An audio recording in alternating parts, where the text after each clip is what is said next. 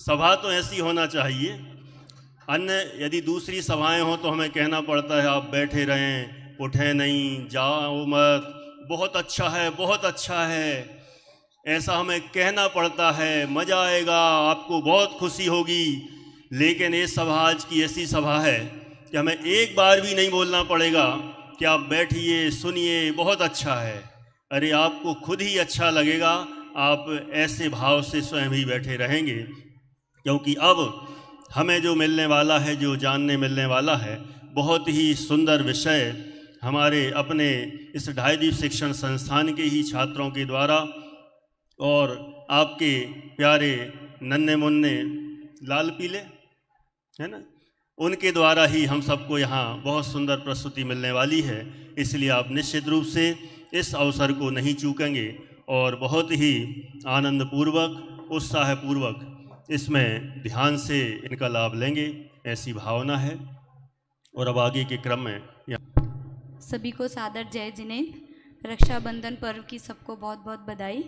यहाँ पर हमारी एक गोष्ठी कह ले या रक्षाबंधन परिचर्चा ये बच्चों ही द्वारा आयोजित है। इससे हम जानेंगे कि वात्सल्य पर्व, रक्षाबंधन पर्व कैसे मनाया चाहिए, सही उसके मायने क्या है।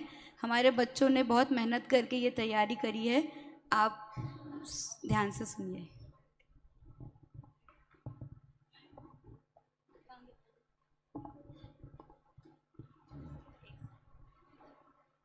तुम आ जाओ।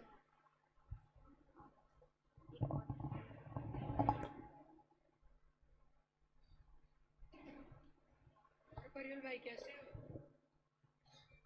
मैं तो बढ़िया हूँ, तुम कैसे हो? मैं भी बढ़िया हूँ। अच्छा मुझे एक बात बताओ, क्या आपको पता है आज क्या है?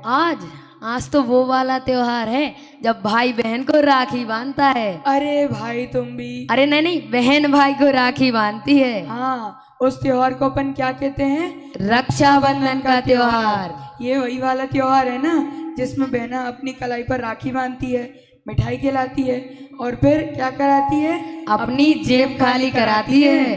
फिर ये, लेकिन मुझे इसमें एक शंका है कि ये रक्षाबंधन का त्योहार मात्र भाई और बहन का ही है। हाँ, ये तो मैंने कभी सोचा ही नहीं। चलो इसका उत्तर अपन अपने ही गांव में जाके ढूंढते हैं। हाँ, चलो।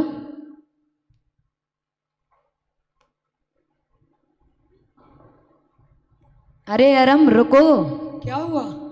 मैं क्या कहता हूँ, अपन अपने प्रश्न का उत्तर ढूंढने जा रहे हैं। हाँ, एक शुभ कार्य करने जा रहे हैं, तो क्यों ना हम अपने भगवान को याद कर लें। हाँ, भगवान को याद करने में बहुत आनंद आएगा। चलो। हाँ, चलो। भाई हम भगवान को याद कर रहे हैं, क्या तुम भी हमारे साथ भगवान को याद करोगे? हाँ, क्यों नहीं।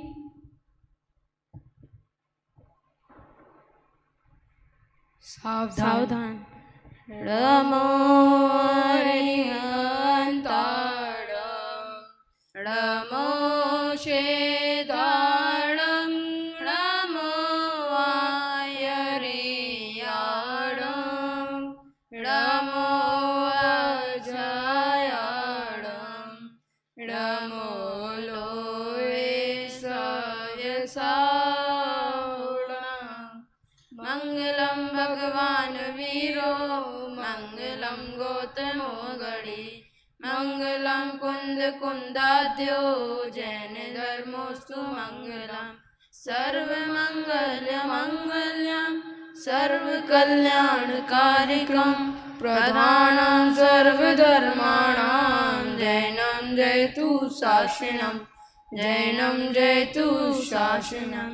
मुनियकंपन स्वामी आदि सात शतक आए मुनिराज उपसर्ग किया बलि राजा ने तब रक्षा की विष्णु मुनिराज। भाई बहन का पर्व नहीं, यह नहीं रागियों का त्योहार। नहीं राग से दूषित करना पर्व धर्म रक्षा का आज। यह वात्सल्य पर्व कहलाता मुनिराजों का यह त्योहार। जिन शासन की रक्षा करने भविजन रहे सदा तैयार। रक्षा करे यह कौन किसकी स्वतः रक्षित भाव है। भक्षक बने यहाँ कौन जब उस भाव का ना अभाव है।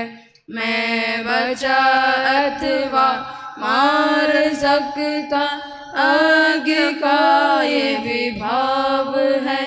इस सत्य का स्वीकार ही बस यही रक्षा भाव है। बस यही रक्षा भाव है। धन्यवाद। जय जिनेंद्र।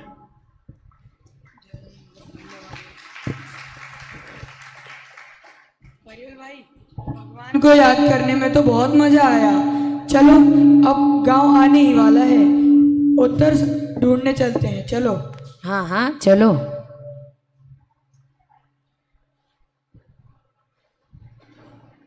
इनसे पूछ लेते हैं, क्या पता इन्हें पता हो। भाई क्या तुम्हें पता है कि ये रक्षाबंधन का त्योहार मात्र भाई बहन का ही है क्या? नहीं नहीं, मुझे नहीं पता। आ जाते हैं सुबह सुबह से मूड खराब करने। जाओ जाओ।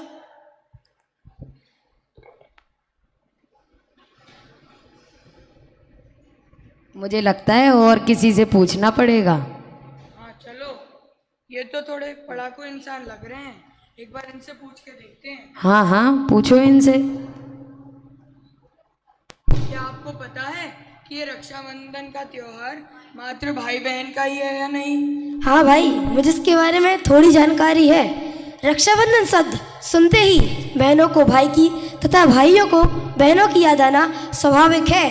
भारत के अलावा भी अन्य नेपाल तथा मॉरिशस जैसे देश की समाज ने, संस्कृति ने एवं वहाँ के इतिहास के पन्नों ने भी बहन भाई को करीब लाने का प्रयास किया है।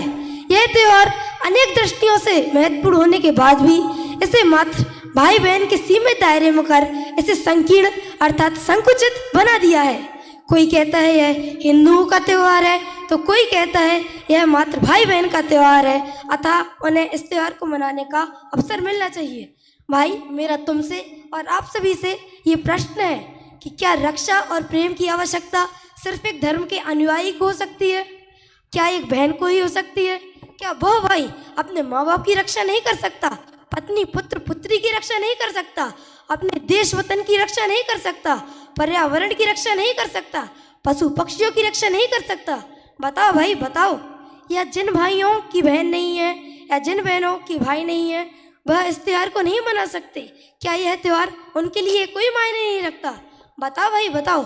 भविष्य पुराण आदि हिंदू धर्म ग्रंथों में भी दानवों पर विजय प्राप्त हेतु इंद्राणी द्वारा इंद्र को राखी बांधना तथा महाभारत में श्री कृष्ण की सलाह पर सैनिकों व पांडवों को राखी बांधना, ये सब कथाएं प्रसिद्ध हैं। और अधिक क्या, भारत के प्राचीन काल में भी राजपूतों को विजय हेतु उनकी स्त्रियों द्वारा राखी बांधना तथा गुरुकुल में प्राप्त ज्ञान के सही प्रयोग हेतु आशीर्वचन स्वरूप गुरुओं द्वारा शिष्यों को राखी बांधना तथा विदाई के समय शिष्यों द्वारा गुरुओं को राखी बांधना।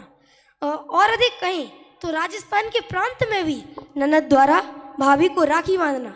भाई, मेरा आप सभी से प्रश्न है, क्या ये रक्षा के सही व उचित मायने को कायम नहीं रखते हैं? बताओ भाई बताओ। मुगल काल में भी राणा सांगा की विधवा पत्नी कर्णवती द्वारा मुस्लिम राजा हुमायूं को राखी बांधना।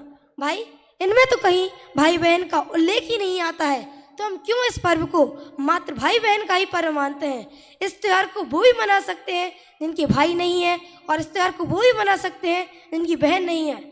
शताधिक वर्ष पूर्व जन्मे प्रसिद्ध लेखक रविंद्रनाथ टैगोर ने तिलांजलि देते हुए इस त्यौहार को कहा कि यह त्यौहार इंसानियत का, देशवासियों की रक्षा का, देश की रक्षा का, लोगों के हित का इंसानियत का त्यौहार कहा। उन्होंने ऐसा घोषित किया। भाई, और उपर्युक्त सभी तथ्यों से यह सिद्ध होता है कि यह त्यौहार मात्र भाई बहन का त्योहार नहीं, अर्थात ये तो जन जन का त्योहार है, ये तो जन जन की रक्षा का त्योहार है। ऐसे सही मना सकते हैं, ऐसे वो भी मना सकते हैं जिसकी भाई नहीं है, और ऐसे वो भी मना सकते हैं जिनकी बहन नहीं है। और भाई वास्तव में तो इस दिन 700 मुनिराजों की रक्षा हुई थी, इसलिए यह कोई त्योहार नहीं, यह तो पर्व है, पर्व। हाँ, प्राशु भाई ने क्या अपन को समझाया, मुझे तो मजा ही आ गया। उन्होंने कैसे अपन को बताया कि ये रक्षाबंधन का त्योहार मात्र भाई बहन का नहीं है, इसे प्रत्येक जन मना सकता है, इसे सब लोग मना सकते हैं। हम क्या कह रहे हैं यार, हमारी जिज्ञासा को समाधान होगा, हम जा रहे हैं। चलो बाद में मिलेंगे। बाद में मिले। अरे रुको रुको रुको, एक अरे हाँ हाँ, बोलो बोलो। ये प्राशु भाई ने अपन को बताया था कि इस दिन 700 मुनिराजों की रक्षा हुई थी, तो फिर इन्होंने ये भी कहा था कि ये रक्षाबंधन त्योहार नहीं, ये तो पर्व है, पर्व। तो ये पर्व का मतलब क्या होता है? पर्व? पर्व तो मैंने पहले कभी सुना ही नहीं है। मैंने सुना तो है एक बार, लेकिन मुझे इसका अर्थ नहीं पता। चलो और किसी से पूछते हैं, शायद किसी और को पता हो। हाँ हाँ, पूछते हैं और किसी से। संवेक भाई, क्या तुम्हें पता है कि ये पर्व क्या होता है? हाँ हाँ, पर्व के बारे में तो मुझे सब कुछ पता है। पर्व का मतलब है जोड़ना, अर्थात जो हमें हमारे ज्ञान स्वभाव से जोड़े उसे हम पर्व कहते हैं। इसे हम एक उदाहरण के माध्यम से जानते हैं। जो गन्ना होता है उसमें गांठ होती है, वह पूरे गन्ने को जोड़कर रखती है। उसी प्रकार जो गांठ है वह हमें हमारे ज्ञान स्वभाव से जोड़कर रखती है, इसे हम पर्व कहते हैं। अर्थात जो हमारी आत्मा का उपयोग बाहर सामग्रियों में भटक रहा है, सांसारिक विषयों में भटक रहा है, उसे वहाँ से खींचकर अपनी आत्मा में जोड़ लेना ही पर्व है। ये तो हमने निश्चय से जाना, पर व्यवहार से जो हमें हमारे कर्तव्यों से जोड़े, हमें सदाचार में जीवन से जोड़े, जो हमें हमारे संस्कारों से जोड़े, उसे हम पर्व कहते हैं। अब जैन पर्व के बारे में जितना कहा जाए उतने कम है। क्या आप जानना चाहेंगे कि जैन पर्व कितने प्रकार के होते हैं? हाँ हाँ जरूर। तो आप जानना चाहें और मैं बताने से पीछे हटूं, ऐसा हो सकता है क्या? तो चलिए जानते हैं। पर्व मुख्यतः 2 प्रकार के होते हैं, त्रैकालिक पर्व एवं तात्कालिक पर्व। त्रैकालिक पर्व को हम शाश्वत पर्व भी कहते हैं, जो हम अनादि से मनाते आ रहे हैं और अनंत काल तक मनाएंगे, उसे हम त्रैकालिक पर्व कहते हैं। जैसे 10 लक्षण पर्व, अष्टमी, चतुर्दशी, 16 कारण पर्व आदि। अब तात्कालिक पर्व। तात्कालिक पर्व वह होते हैं जो किसी काल विशेष में मनाए जाते हैं या क्षेत्र विशेष में, उसे हम तात्कालिक पर्व कहते हैं। अब तात्कालिक पर्व भी 2 प्रकार के होते हैं। पहला घटनात्मक पर्व, दूसरा वैयक्तिक पर्व, जिसे हम व्यक्ति विशेष पर्व भी कह सकते हैं। अब घटनात्मक पर्व जो किसी घटना पर आधारित हो, उसे हम घटनात्मक पर्व कहते हैं। जैसे महावीर जयंती, शुद्ध पंचमी, अक्षय तृतीया, और आज कौन सा पर्व है? रक्षाबंधन पर्व। हाँ, रक्षाबंधन पर्व भी घटनात्मक पर्व ही है। अब चलिए जानते हैं कि वैयक्तिक पर्व किसे कहते हैं। जो किसी व्यक्ति विशेष की उन्नति हो, किसी की इंडिविजुअली उन्नति हो ना, उसे हम वैयक्तिक पर्व कहते हैं। जैसे महावीर जयंती, वीर निर्वाणोत्सव, मोक्ष सप्तमी आदि। अब जैन पर्व के बारे में जितना कहा जाए उतना कम ही है, लेकिन भाई एक बात ध्यान रखना, जैन पर्व भक्त बनाने के लिए नहीं, भगवान बनाने के लिए है। हम पढ़ते भी है ना, भक्त नहीं भगवान बनेंगे। हाँ, परिवल भाई मजा आ गया। संवेक भाई ने जो अपन को समझाया कि पर्व क्या होता है, ये पर्व अपनी आत्मा को जोड़ने के लिए होते हैं, और ये जो पर्व है ये हमारे जैन धर्म का है। जैसे इसमें इन्होंने बताया कि रक्षाबंधन भी घटनात्मक पर्व है, लेकिन इनने ये तो बताया कि ये घटनात्मक पर्व है, पर ये घटनात्मक रक्षाबंधन पर्व है तो इसकी कोई ना कोई कथा तो होगी ही। हाँ हाँ, अगर रक्षाबंधन एक घटनात्मक पर्व है तो इस रक्षाबंधन के पीछे कोई कथा भी होगी। हाँ, तो चलो किसी से पूछते हैं कि उसे घटनात्मक पर्व क्या है, इसकी घटना क्या है। चलो पूछते हैं। हाँ हाँ चलो। इनसे पूछना है क्या? रेन तो दो, इनसे नहीं पूछो। अरे और पूछ के तो देख लो। पूछो। नव भाई, क्या तुम्हें पता है कि ये रक्षाबंधन पर्व की कथा क्या है, कब से प्रारंभ हुआ है? इजी है, सिंपल है, मैं बताता हूँ ना। आज से लाखों वर्ष पूर्व 19वें तीर्थंकर और 20वें तीर्थंकर के काल के मध्य में एक उज्जैन नामक नगरी थी। कौन सी नगरी? उज्जैन।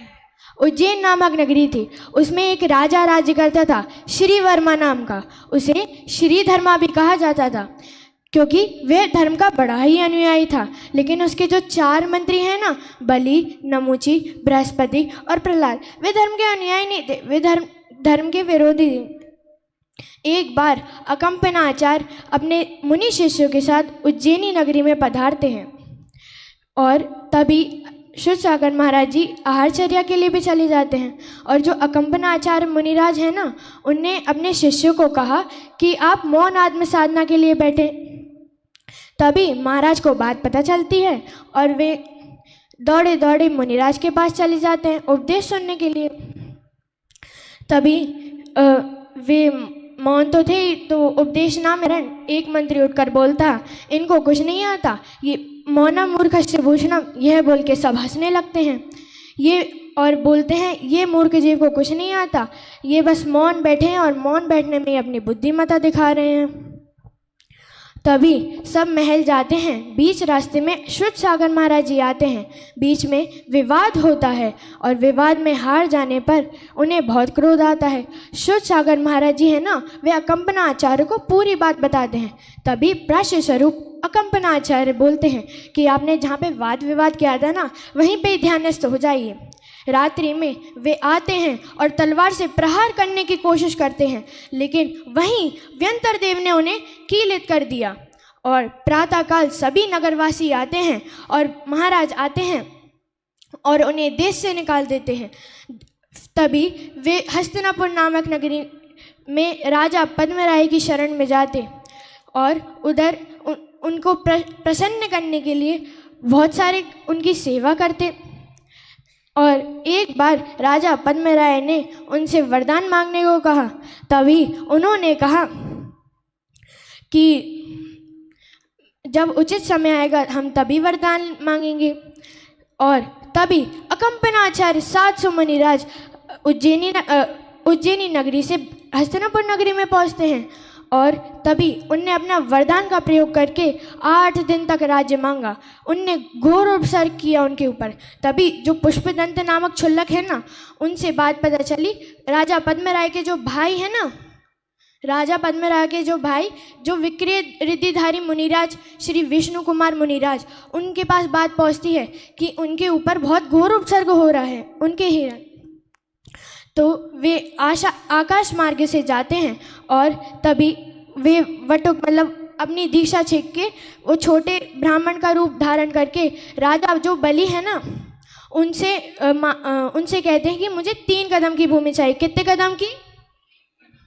3 कदम की। पहले कदम में उन्हें सुमेरु पर्वत पार किया, दूसरे पर्वत में मानुषोत्तर पर्वत, तीसरे पग के लिए उनको जगह ही नहीं मिली क्योंकि मानुषोत्तर पर्वत के बाद मनुष्य नहीं जा सकते ना, इसलिए। उसके बाद राजा ने बोला क्षमा महाराज क्षमा, और सभी जन ने मुनिराज का उपसर्ग दूर किया। इसी कारण ये घटनात्मक पर्व है। बोलिए घटनात्मक पर्व, वात्सल्य पर्व, रक्षाबंधन पर्व की जय हो। अरे वाह, नब भाई ने तो रक्षाबंधन की कथा बहुत अच्छे से समझाई। मुझे तो रक्षाबंधन की कथा बहुत रुचिकर लगी। मुझे भी। आजकल इन प्रतिमानियों की कथाओं में बहुत आनंद आता है। हाँ हाँ। अभी नव भाई ने अपन को बताया कि कैसे विष्णु कुमार मुनिराज ने अकंपनाचार्य आदि 700 मुनिराजों का उपसर्ग दूर करवाया। परंतु उस कथा में कई सारे मुनियों का वर्णन आया, जैसे अकंपनाचार्य, शुद्धसागर मुनिराज और विष्णु कुमार मुनिराज। तो मुझे इन तीनों में से विष्णु कुमार मुनिराज ज़्यादा महान लगते हैं, क्योंकि उन्होंने तो अकंपनाचार्य आदि 700 मुनिराजों का उपसर्ग दूर किया था। मुझे लगता है तुम्हें जो विकल्प आ रहा है उसके पीछे तुम्हें तर्क भी चाहिए होगा। बिना तर्क के तुम कोई बात नहीं कह सकते हो। तो चलो किसी और ज्ञानी जीव से पूछते हैं, हो सकता है उसे पता हो, तो अपनी ये शंका भी मिट जाएगी। हाँ हाँ चलो। अनमोल भाई, क्या तुम्हें पता है कि जो अकंपनाचार्य हैं, शुद्धसागर मुनिराज हैं और विष्णु कुमार मुनिराज हैं, इन तीनों में से अनुकरणीय कौन है? हाँ भाई, मुझे इसके बारे में थोड़ी जानकारी है, मैं उसमें बताने की पूरी कोशिश करता हूँ। तो चलो अब हम बताते हैं कि अनुकरणीय मुनि कौन है। वैसे तो सभी मुनि अनुकरणीय एवं वंदनीय होते हैं, परंतु फिर भी हमें अगर एक तुलनात्मक रूप से देखना हो तो हमें एक छंद आता है रत्नकरण श्रावकाचार्य ग्रंथ में, उसमें गुरु का स्वरूप बताया है। तो चलो उसे साथ में मिलकर पढ़ते हैं और समझते हैं कि कौन से मुनि इस बात पर 100% खरे उतरते हैं।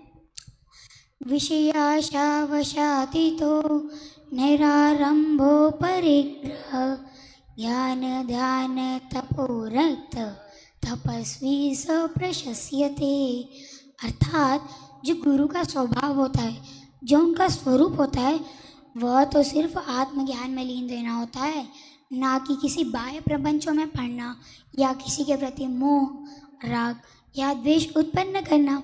तो जो मुनि इस स्वभाव में लीन रहते हैं, आत्म मौन साधना में लीन रहते हैं, तत्व ज्ञान में लीन रहते हैं, वो ही सच्चे गुरु होते हैं, वो ही तो सच्चे मुनि होते हैं। तो चलो अब हम यह जानते हैं कि इन तीनों में से कौन से मुनि इस बात पर खरे उतरते हैं। तो सर्वप्रथम हम बात करते हैं अकंपनाचार्य आदि 700 मुनिराजों की। अब देखो, मेरी दृष्टि में तो वो सबसे अनुकरणीय मुनि हैं, क्योंकि उन पर राजाओं के मंत्रियों ने घोर उपसर्ग किए, उन्हें कितना भी बोला, परंतु फिर भी वो अपनी आत्म साधना में ही लीन रहे। उन्हें समता भाव रखा, किसी के प्रति मोह, राग या द्वेष कभी उत्पन्न नहीं किया। तो यही तो सच्चे गुरु का स्वरूप होता है ना भाई? हाँ, तो इसलिए मेरी दृष्टि से सबसे अच्छे अनुकरणीय है वो, सबसे वंदनीय और पूजनीय। तो चलो अब हमने अकंपनाचार्य मुनि के बारे में तो जान ही लिया, अब अपन जानते हैं शुद्धसागर मुनि के बारे में। देखो, वंदनीय तो वो भी थे, पूजनीय भी थे, परंतु पता है उनने क्या करा था? उनने राजाओं के मंत्रियों के साथ वाद विवाद किया था। अब वाद विवाद करना कोई अच्छी बात होती है क्या? नहीं, परंतु फिर भी वो मुनि तो थे, अनुकरणीय तो थे, इसलिए वो मेरी दृष्टि में दूसरे नंबर पर अनुकरणीय हैं। तो चलो अब हम बात करते हैं विष्णु कुमार मुनिराज की। अब देखो, या वो जैन व्यक्ति हो या अजैन, सभी लोग यही मानते हैं कि विष्णु कुमार ही सबसे अनुकरणीय है, वो ही हमारे इंस्पिरेशन है ना भाई? हाँ, आपको भी यही लग रहा था, परंतु वो जब तक मुनि पद पर स्थित थे, मुनि साधना में थे, तब तक वो वंदनीय थे, सिर्फ तब तक ही वो अनुकरणीय थे। परंतु जिस वक्त उन्हें मुनि पद छेद कर गृहस्थपन अंगीकार किया, तब वह वंदनीय नहीं बचे, पूजनीय नहीं बचे। क्योंकि इतना तो आपको पता ही है ना कि अगर कोई व्यक्ति गृहस्थ हो तो वो पूजनीय कैसे हो सकता है? हो सकता है क्या? नहीं। अगर कोई व्यक्ति गृहस्थ पने में हो तो वो कभी पूजनीय नहीं हो सकता। तो एक और एग्जाम्पल से समझते हैं। जो मुनि थे, उन्हें छोटा सा वात्सल्य भावना आई थी कि वो मुनि है, वो उपसर्ग कैसे झेलेंगे, तो उन्होंने रक्षा का भाव आया था। तो यह भी अच्छी बात थोड़ी है। तो आपको पता है 5 पांडव आपने सुना है ना? तो जो 5 पांडव थे ना, उन पे भी एक बार घोर उपसर्ग हो रहा था। उन्हें लोहे की जंजीरें बहुत गर्म पहना दी थी। तो उस वक्त जो 2 मुनिराज थे, कौन से थे? नकुल और सहदेव। उन्हें छोटी से वात्सल्य भावना आई, राग आंच का भाव आया कि जो मुनिराज है उन्होंने तो कुछ भी नहीं किया, फिर भी उन्हें उपसर्ग झेलना पड़ रहा है। तो सिर्फ छोटे से भाव के कारण उन्हें 33 सागर की जेल हो गई, अर्थात 33 सागर की भाव भ्रमण बढ़ गया उनका। यह कोई अच्छी बात है क्या? ये भी अच्छी बात नहीं है। तो इसलिए मेरी दृष्टि से वो तीसरे क्रमांक पे आते हैं, तीसरे नंबर पर अनुकरणीय हैं। तो चलो, और आखिरी बात मैं यह कहकर समाप्त कहता हूँ कि सबसे अनुकरणीय हमें हमारा इंस्पिरेशन अकम्पन्नाचार्य आदि 700 मुनिराजों को मनाना चाहिए, ना ही फिल्म सेलिब्रिटीज़, क्रिकेटर्स ऐसों को। तो बोलो अकम्पन्नाचार्य आदि 700 मुनिराजों की जय हो, जय हो। अनमोल भाई ने अपन को बहुत अच्छा समझाया कि कैसे अकम्पनाचार्य अपने स्वभाव में ही लीन रहे, और शुद्ध सागर मुनिराज द्वितीय स्थान पर इसलिए आए क्योंकि उन्होंने वाद विवाद किया था, लेकिन फिर भी वे अपने आचार्य को जाकर उन्होंने सब बात बताई और प्रायश्चित विधि से खुद को शुद्ध किया। और विष्णु कुमार मुनिराज ने दीक्षा दी थी, इसलिए वे तृतीय स्थान पर आए। तो अपन ने रक्षाबंधन की कथा समझ ली। ये भाई बहन का त्योहार नहीं है, इसे सब मना सकते हैं, ये भी समझ लिया। और अपन ने क्या समझा कि अनुकरणीय कौन है इन तीनों मुनिराजों में से, लेकिन अपन ने ये तो समझा ही नहीं जो मेन चीज़ है कि रक्षाबंधन का अर्थ क्या है, उसका फल क्या है। क्या आपको पता है? नहीं नहीं, ये मुझे तो नहीं पता। क्या आप सबको पता है? सब जानना चाहेंगे? चलो चलो चलो, इसका भी उत्तर ढूंढ ही लेते हैं। हार्दिक भाई, क्या आपको पता है कि ये रक्षाबंधन का त्योहार, इसका अर्थ क्या है? ये रक्षाबंधन पर्व का अर्थ क्या है? हाँ भाई, मुझे पता है, मैं बताता हूँ। भाई सुनो सुनो, रक्षाबंधन तो दो शब्दों से मिलकर बनता है, रक्षा और बंधन। रक्षा अर्थात बचाने का भाव, बंधन अर्थात बंध का कारण है। अब आपके मन में यह शंका तो अवश्य आई होगी, बचाने का भाव तो राग भाव हुआ। सुनो भाई, राग भी दो प्रकार के होते हैं, शुभ राग और अशुभ राग। उसे दूसरी भाषा में कहें प्रशस्त राग और अप्रशस्त राग। शुभ राग अर्थात जो धर्म क्षेत्र के प्रति हम राग करते हैं, उसे शुभ राग कहते हैं। जैसे मंदिर का निर्माण करना, प्रक्षाल करना, पूजन करना, भक्ति आदि जो भी हम साम्य भाव से कार्य करते हैं ना, उन्हें शुभ राग कहते हैं। अशुभ राग अर्थात जो पंच इंद्रिय के विषय में लवलीन रहते हैं ना, उन्हें अशुभ राग कहते हैं। जैसे भोजन बनाना, भोजन करना, गाड़ी चलाना, दुकान चलाना आदि जो भी हम गृहस्थी कार्य करते हैं ना, उन्हें अशुभ राग कहते हैं। इसी प्रसंग में मेरा आपसे एक प्रश्न है, जिन्हें भी शुभ राग अच्छा लगता हो वे अपनी मुट्ठी बंद करे रहे, और जिन्हें भी अशुभ राग अच्छा लगता है वे अपना हाथ खोल ले, और जिन्हें ये दोनों अच्छे नहीं लगते शांति से बैठे रहे। इसका उत्तर इस प्रकार है, निश्चय से देखा जाए शुभ और अशुभ दोनों बुरे हैं। क्यों? वे बंध के कारण है। क्योंकि शुभ राग है उससे हमारे लिए भी गति का बंध होगा, देव और मनुष्य गति का। अशुभ राग है उससे भी हमारी नरक और तिरंज गति का बंध होगा। इसी प्रसंग में मेरे लिए दो पंक्तियां याद आ रही हैं, मैं वो आपके सामने प्रस्तुत करने जा रहा हूँ, जो ग्रंथादिराज समय सार के पुण्य पाप अधिकार से ली गई हैं। जो लोहे बेड़ी बांधती त्यों शरण की भी बांधती, इस भांति ही शुभ अशुभ दोनों कर्म बेड़ी बांधती। इसमें श्री कुंद कुंदेव यह कहना चाहते हैं, जो लोहे की बेड़ी है वह भी हमारे हाथ को बांधती है, और जो सोने की बेड़ी है वह भी हमारे हाथ को बांधती है। इसमें मैं आपसे पूछता हूँ, कोई आपसे बोले आप लोहे की बेड़ी से बनना चाहेंगे या सोने की बेड़ी से? अधिकांश लोगों का उत्तर होगा किसी भी बेड़ी से बनना नहीं चाहेंगे। क्यों? दोनों बेड़ी से बंधेगी। इसी प्रकार जो शुभ राग है वह भी हमारे लिए संसार में भ्रमण करवाएगा, और उसी प्रकार अशुभ राग है वह भी हमारे संसार में भ्रमण करवाएगा। लेकिन व्यवहार से देखा जाए शुभ राग ठीक है, अच्छा नहीं है। क्यों? शुभ राग है उससे हमारे लिए अनेक अनुकूलताएं प्राप्त होती हैं। जैसे आपके लिए भी जैन परिचर्चा सुनने मिल रही है, और साथ में मनुष्य गति, और उसमें जैन कुल का बंध हुआ है ना, वह शुभ राग से प्राप्त हुआ है। साथ में आप तो शुभ राग को सीढ़ी मान सकते हैं शुद्ध भाव प्रकट करने की। क्योंकि आप खुद समझिए, आप शुभ राग करते हैं तो आप उसमें क्या करेंगे? भक्ति पूजन करेंगे। पूजन में आप क्या करते हैं? इष्ट देव शास्त्र गुरु के गुणों का स्तमन करते हैं। तो आप इष्ट देव शास्त्र गुरुओं के इस गुणों का स्तमन करेंगे, आपका कभी ना कभी तो मन करेगा स्वाध्याय करने का। तो इसी प्रकार वह शुद्ध भाव शुभ राग प्रकट, जो शुभ राग है वह शुद्ध भाव प्रकट करने की सीढ़ी है।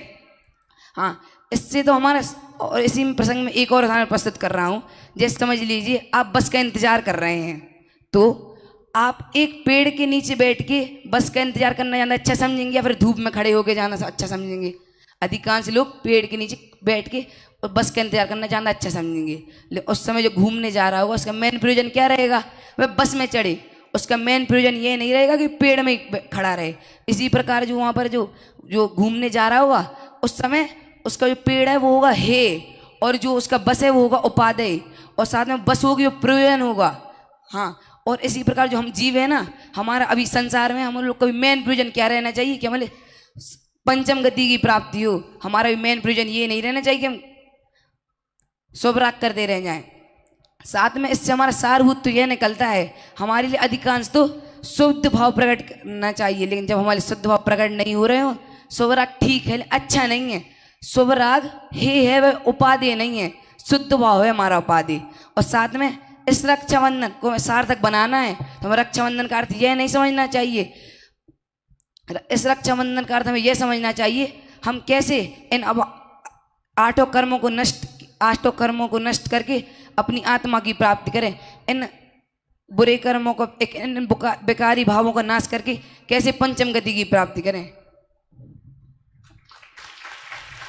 अरे वाह, भाई हार्दिक ने तो कितने अच्छे से समझाया कि रक्षाबंधन का असलियत में अर्थ क्या होता है। हाँ हाँ, उन्होंने रक्षाबंधन का फल भी बहुत अच्छे से समझाया।